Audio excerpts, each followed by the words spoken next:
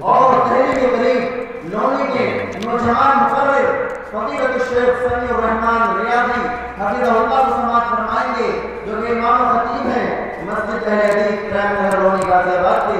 لہذا محترم سے بہت ہی معدبانہ التماس کرتا ہوں کہ آپ ڈائٹ پر تشریف لائیں اور اپنے موضوع کی وضاحت کریں اور ہم تمام سامعین کو محفوظ کریں۔ فضیلت الشیخ سمیع الرحمن ریاضی حفظہ اللہ، امام و خطیب مسجد اہل حدیث پرائم نگر لونی غازی آباد۔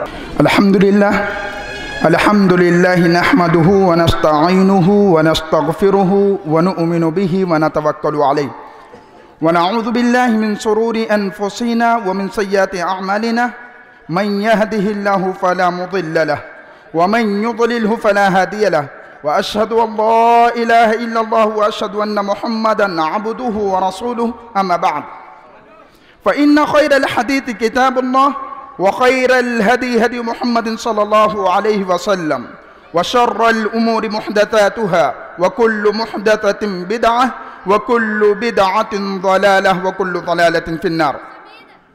فأعوذ بالله من الشيطان الرجيم. بسم الله الرحمن الرحيم. وإذا بشر أحدهم بالأنثى ظل وجهه مسودا وهو كظيم. وقال النبي صلى الله عليه وسلم: إن الله حرم عليكم عقوق الأمهات ووعد البنات. حضرات علماء کرام، دور دراز سے آئے ہوئے سامعین اور پردہ نشین میری مائیں اور بہنیں، آج کے اس بزم کے اندر جس موضوع کے اوپر لب کشائی کر رہا ہوں وہ ہے اسلام کے اندر عورت کا مقام۔ اسلام کے اندر عورت کا مقام کیا ہے؟ آج بہت دلچسپ موضوع ہے اور جاننے کی ضرورت بھی ہے۔ مغربی ذرائع ابلاغ نے ایک پروپیگنڈا پھیلایا کہ اسلام نے عورتوں کو کچھ ہی نہیں دیا، چہار دیواری کے اندر ان کو بند کر دیا، ترقی کے منازل کو دکھانے کی بھی نوبت نہیں دی ہے اسلام نے، برقعے میں پہنا دیا، ترقی سے روک رہا ہے اسلام۔ اسلام اپنے والدین کے سامنے بولنے کی بھی اجازت نہیں دے رہا ہے۔ کیا یہ سارے پروپیگنڈے جو مغرب زدہ ذہنیت رکھنے والے یہ پھیلا رہے ہیں، کیا واقعی اس کی حقیقت کوئی اسلام کے اندر ہے؟ آئیے ذرا قرآن اور حدیث کے ذریعے سے دیکھ لیتے ہیں اور اس کے مفہوم کو سمجھ لیتے ہیں۔ سب سے پہلے آئیے زمانے جاہلیت کے حالات و کیفیات کو سمجھ لیتے ہیں، اور میں ماں اور بہنوں سے بالخصوص مؤدبانہ التماس کروں گا کہ اس موضوع کو سنا جائے۔ سورہ نحل آیت نمبر 58 اور 59، اور اس کے بعد امام بغوی رحمت اللہ علیہ کا ایک بہت عمدہ تبصرہ ہے، بہت دقیق تبصرہ ہے، اس تبصرے کو میں انشاءاللہ بیان کرتا ہوں۔ اللہ تعالیٰ فرماتا ہے: وَإِذَا بُشِّرَ أَحَدُهُمْ بِالْأُنثَىٰ ظَلَّ وَجْهُهُ مُسْوَدًّا وَهُوَ كَظِيمٌ۔ اور جب ان میں سے کسی کو لڑکی کی بشارت سنائی جاتی، ان کے چہرے سیاہ آلود ہو جاتے تھے، ایسا لگتا تھا کہ مصیبت کے پہاڑ ان کے چہروں کے اوپر، ان کے دلوں کے اوپر، وَهُوَ كَظِيمٌ، اور دل کے اندر گھٹن محسوس کرتے تھے۔ وہ نہیں چاہتے تھے کہ لڑکے ہمارے معاشرے کے اندر، ہمارے سماج کے اندر، ہمارے گھر کے اندر آئے۔ ان کو یہ بہت گرا گزرتا تھا، بالکل لائک نہیں کرتے تھے، بالکل پسند نہیں کرتے تھے۔ اور آگے دیکھتے ہیں: يَتَوَارَى مِنَ الْقَوْمِ مِنْ سُوءٍ۔ اور جب لڑکی آ جاتی تھی، قابل غور بات ہے کہ جب لڑکی آ جاتی تھی تو سماج کے اندر اپنا چہرہ لے جانا معیوب سمجھتے تھے۔ مَا بُشِّرَ بِهِ أَيُمْسِكُ عَلَىٰ هُونٍ۔ اب یہ جو لڑکی آ گئی ہے، اس لڑکی کو زندہ رکھے ام یدسہ فی التراب، یا اس کو منو مٹی کے اندر دبا دیں۔ اب اللہ بولتا ہے، کیونکہ کوئی بھی آیت کا آخری ٹکڑا جان ہوا کرتا ہے، اس کا مغز ہوا کرتا ہے، اس کا لب لباب ہوا کرتا ہے۔ اللہ تعالیٰ بولتا ہے: الا ساء ما یحکمون۔ یہ کتنے ہی برے فیصلے کرتے ہیں۔ یعنی لڑکیوں کو زندہ کر دینا، مار ڈالنا، درگور کر دینا، یہ اسلام کی نظر میں بہت ہی معیوب ہے۔ اب امام بغوی رحمت اللہ علیہ کا ایک تبصرہ جان لیتے ہیں۔ وہ کیا کہتے ہیں کہ جب زمانے جاہلیت کے اندر کسی کے یہاں لڑکی پیدا ہو جاتی، اگر اس کو زندہ رکھنا مطلوب ہوتا کیا کرتے تھے؟ ایک اونی لباس پہنا دیتے اور بکریوں کے ریوڑ کے پیچھے ہکال دیتے تھے. گئی کہاں گئی؟ کس دنیا میں گئی؟ والدین کو اس کو کوئی ٹینشن نہیں ہے، کوئی فکر نہیں ہے. اور اگر مارنا ہوتا تب بچی 5 سے 7 سال کی ہو جاتی. ایک دن آتا باپ اپنی بیوی سے کہتا کہ اس لاڈلی کو نہلاؤ دھلاؤ اچھا لباس پہنا دو. خاوند کا حکم پر عمل کرتے ہوئے بیوی نہلا دیتی، دھلا دیتی، اچھا لباس پہنا دیتی، اور پھر شوہر اس کو گھر سے باہر لے کر جب نکلتا، راستے میں اگر بیٹی پوچھتی بابا جی مجھے کہاں لے کر جا رہے ہیں، تو وہ ڈائریکٹ یہی کہتے کہ بیٹی بہت دن ہو گیا ننیحال نہیں گئے، بہت دن ہو گیا ہے نانی سے ملاقات نہیں ہوئی، چلو ملاقات کر کے آ جاتے ہیں. اور کسی صحرا کی طرف، کسی وادی کی طرف، سنسان وادی کی طرف لے کے مڑ جاتے. اور وہاں پر مڑنے کے بعد کیا کرتے؟ ایک گڑھا کھود دے، ایک خندق کھود دے، اور اس خندق کو کھودنے کے بعد بیٹی سے کہتے بیٹی جھانکو. بیٹی جھانکتی، پیچھے سے دھکا دے دیتے، پورا گیم اوور. اس کی لائف کی پوری زندگی کی ایسی کی تیسی ہو جاتی تھی. یہ زمانے جاہلیت کے اندر کون کر رہا تھا؟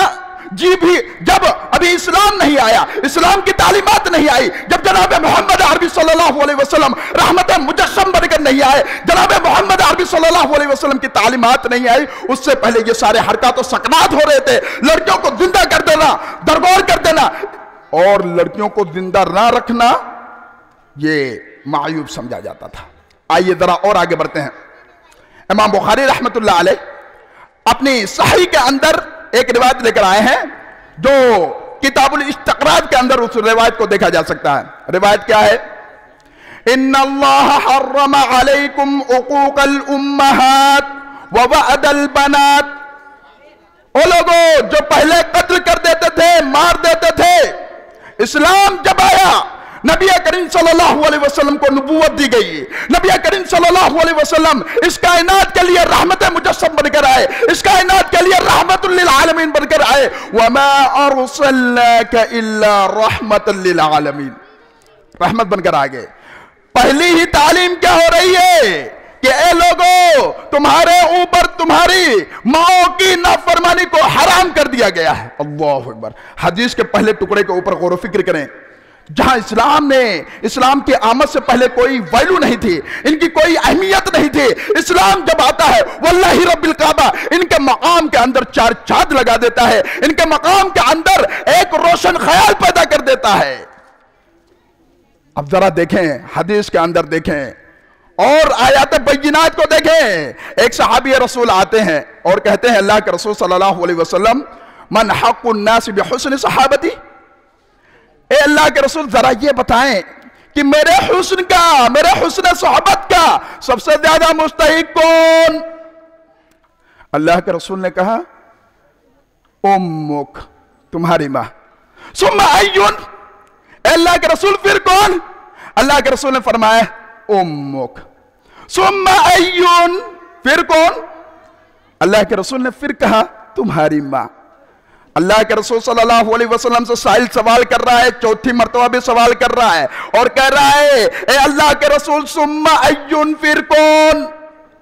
غور کریں. ابو کا، تمہارا باپ ہے، تمہارے والد محترم ہے، تمہارے والد محترم ہے.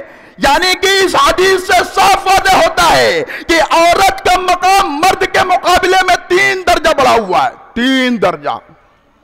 آج نوجوان طبقہ جب جوانی کے دہلیز پر پہنچتا ہے، ٹھاٹھے مارتی ہوئی جوانی جب ان کو للکارتی ہے تو کیا جواب دیتے ہیں؟ ابے بوڑھے پانی مانگ رہا ہے، پانی نہیں ملے گا تیرے کو.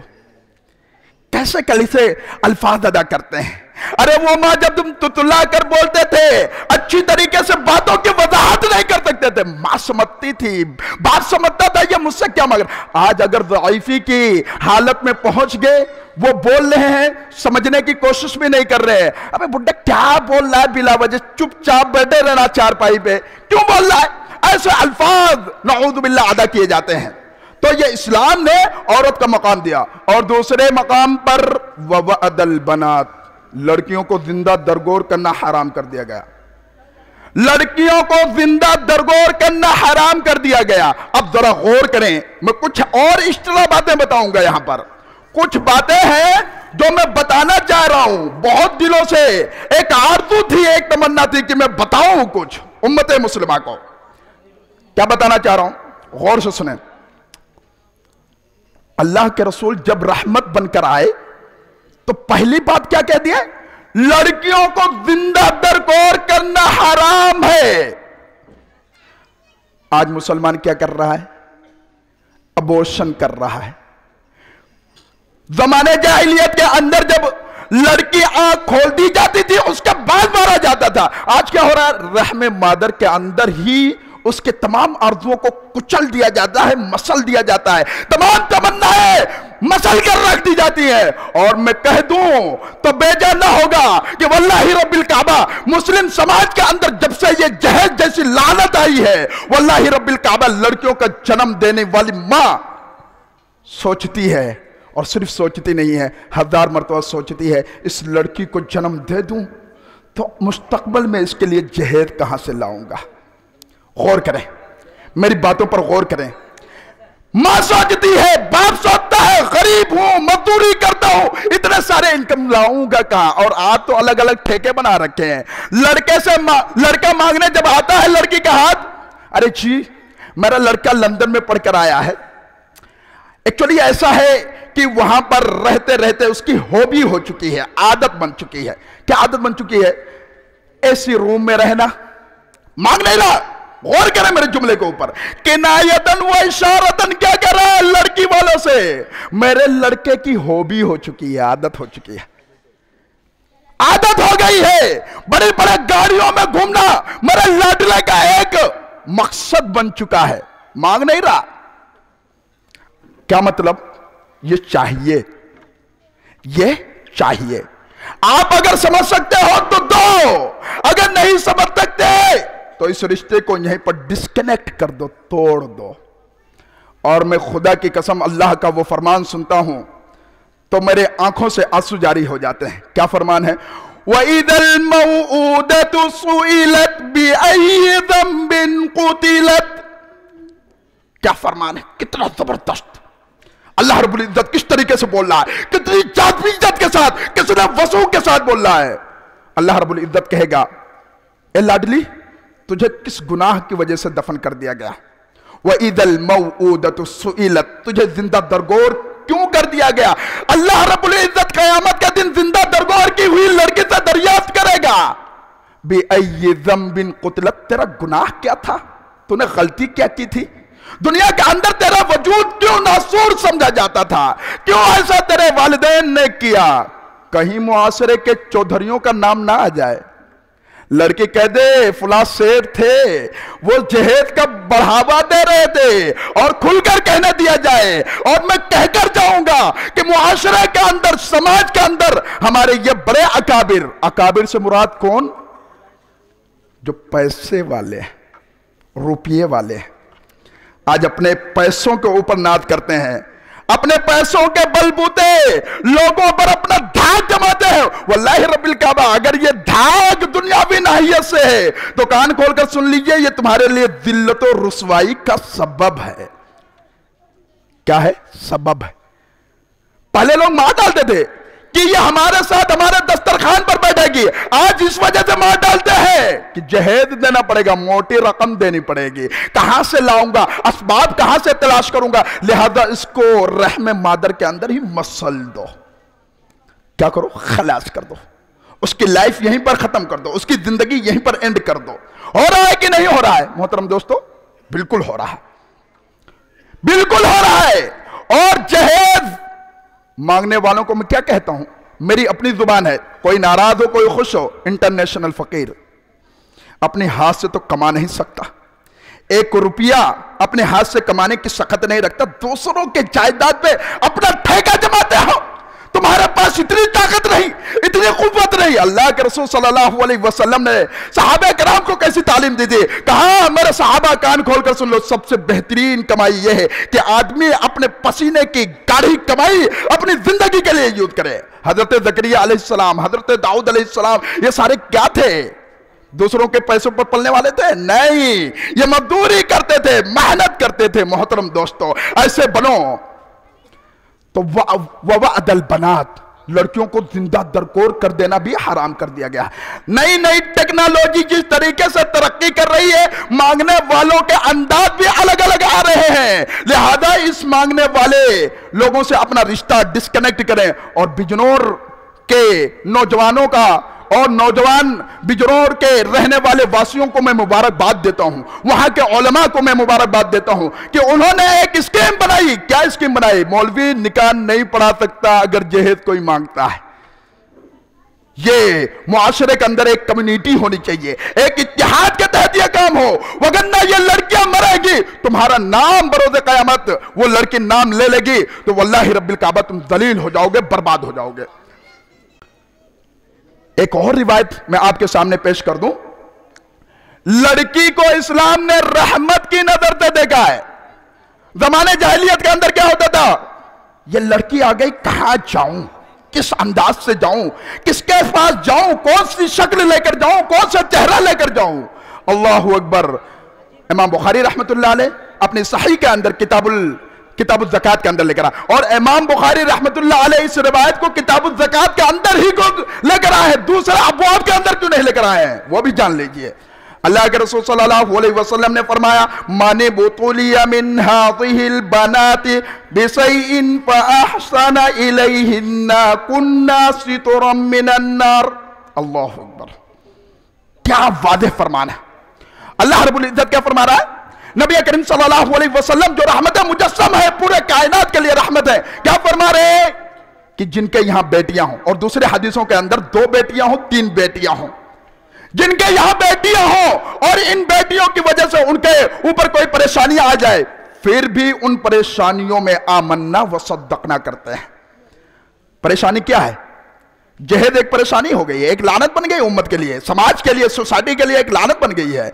इसमें भी सब्र कर जाना, इसमें भी इत्तेहाद की लड़ी को मजबूती से पकड़े रहना, सब्र के दामन को तर्क न करना, यह भी बहुत बड़ी बात है।